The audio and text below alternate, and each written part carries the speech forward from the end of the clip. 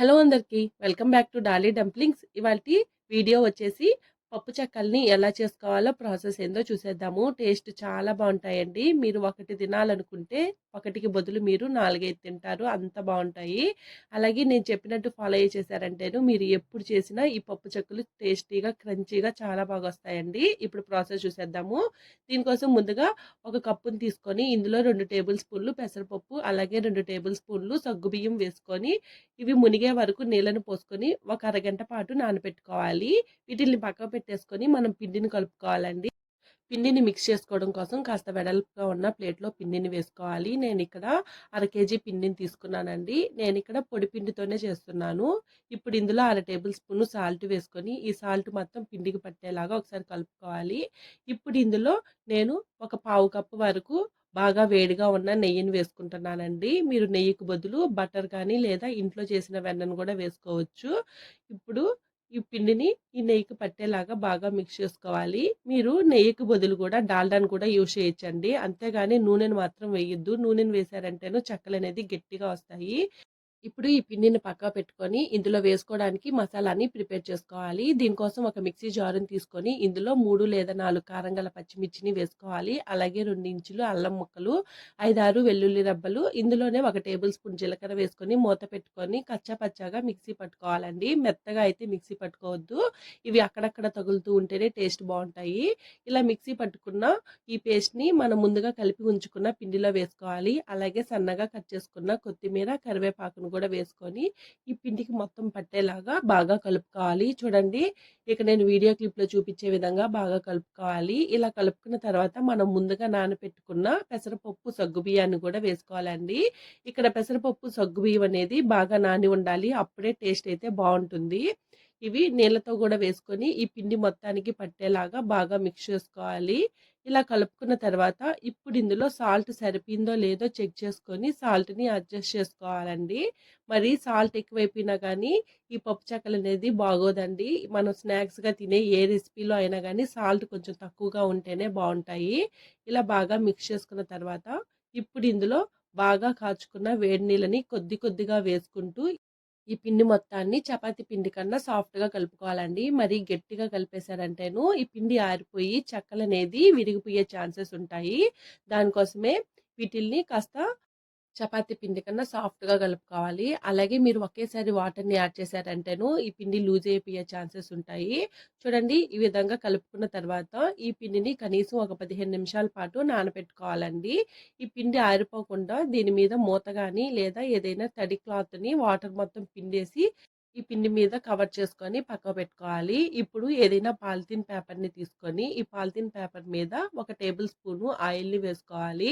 ఈ ఆయిల్ అనేది ఈ పాలిథీన్ పేపర్‌కి బాగా స్ప్రెడ్ చేసుకోవాలి. చూడండి, నేను ఇక్కడ వీడియో క్లిప్‌లో చూపించే విధంగా స్ప్రెడ్ చేసుకోవాలి.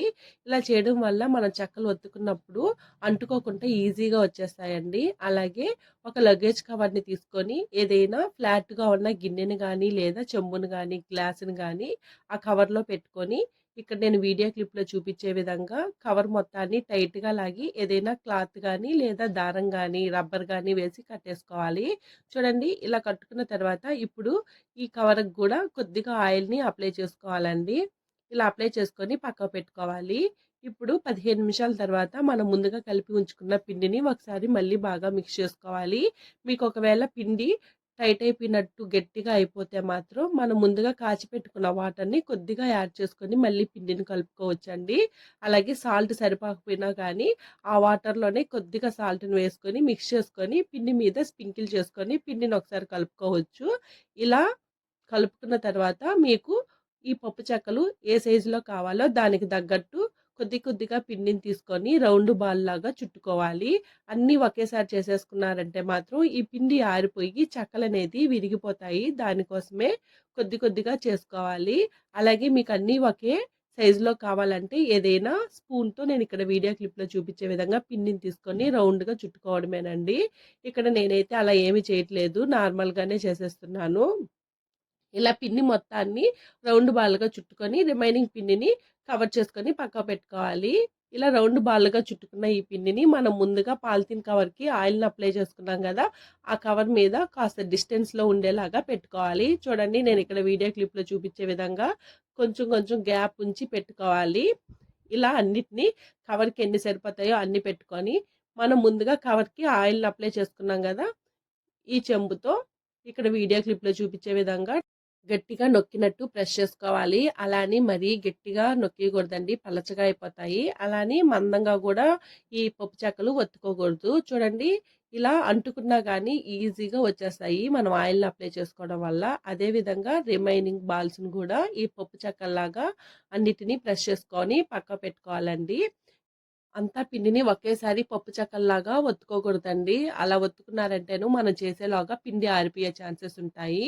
చూడండి ఈ పప్పు చెక్కలనేది ఈ మందంగా ఉండేలాగా ఇలా ఒత్తుకోవాలి. ఇప్పుడు వీటిని పక్కకు పెట్టేసి స్టవ్ ఆన్ చేసుకొని కడాయిని పెట్టుకొని డీప్ ఫ్రైకి సరిపడా ఆయిల్‌ని వేసుకోవాలి. ఆయిల్ మరీ వేడవ్వకూడదండి. మీడియం హాట్‌గా ఉంటే సరిపోతుంది. ఇప్పుడు మంటని మీడియం ఫ్లేమ్‌లో ఉంచి మనం ముందుగా ఒత్తి పెట్టుకున్న ఈ పప్పు చెక్కల్ని ఆయిల్‌లో నెమ్మదిగా ఒక్కొక్కటిగా వేసుకోవాలి. అలాగే కడాయికి ఎన్ని సరిపోతాయో అన్నే వేసుకోండి. లేదంటే ఈ పప్పు చెక్కలు సరిగ్గా వేగక మెత్తగా ఉంటాయి. చూడండి ఇవి బాగా వేపుకోవాలి. మధ్య మధ్యలో ఈ పప్పు చెక్కల్ని తిప్పుతూ వేపుకోవాలండి. అలా ఈ పప్పు చెక్కలు క్రిస్పీగా అయ్యే వరకు వేపుకోవాలి. ఇవి మరీ ఎక్కువ వేపేసుకోవద్దు. చల్లారిన తర్వాత కలర్ అనేది చేంజ్ అయిపోతాయి. లైట్‌గా కలర్ చేంజ్ అయ్యి క్రిస్పీగా అయ్యే వరకు వేపుకోవాలి. మనకిక్కడ అర్థమైపోతుందండి. ఇవి వేగిపోతే మనకు ఆయిల్‌లో ఉన్నప్పుడే క్రిస్పీగా అయిపోయి సౌండొస్తాయి.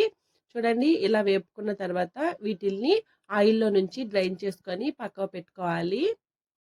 అదే విధంగా రిమైనింగ్ పిండిని కూడా పప్పు చెక్కల్లాగా ఒత్తుకోవాలి. అలాగే పప్పు చెక్కలు ఒత్తుకునే ముందు పాలిథీన్ పేపర్‌కి ఆయిల్‌ని అప్లై చేసుకోండి. లేదంటే ఈ చెక్కలనేది అంటుకుపోతాయి. ఇప్పుడు మళ్ళీ ఇలా ఒత్తుకున్న ఈ పప్పు చెక్కల్ని ఆయిల్‌లో వేసుకొని క్రిస్పీగా అయ్యే వరకు వేపుకోవాలి. అంతేనండి. ఇంకా స్టవ్ ఆఫ్ చేసేసుకొని ఇవి పూర్తిగా చల్లారిన తర్వాత ఏదైనా ఎయిర్ టైట్ డబ్బాల్లో స్టోర్ చేసుకుంటే ఒక 20 డేస్ వరకు ఫ్రెష్‌గా ఉంటాయి. టేస్ట్ కూడా చాలా బావుంటాయి. చూడండి ఈ పప్పు చెక్కలు ఎంత క్రిస్పీగా వచ్చాయో గదా! ఇవి అక్కడక్కడ సగ్గుబియ్యం తగులుతూ టేస్ట్ అయితే చాలా బావుంటాయి. మీరు కూడా తప్పకుండా ట్రై చేయండి. చూసారు కదండీ! పప్పు చెక్కల్ని ఎలా చేసుకోవాలో ప్రాసెస్ ఏందో. ఈ వీడియో మీకు నచ్చితే లైక్ చేయండి, షేర్ చేయండి, కామెంట్ చేయండి. మరిన్ని రెసిపీస్ కోసం మన ఛానల్‌ని సబ్స్క్రైబ్ చేసుకోండి.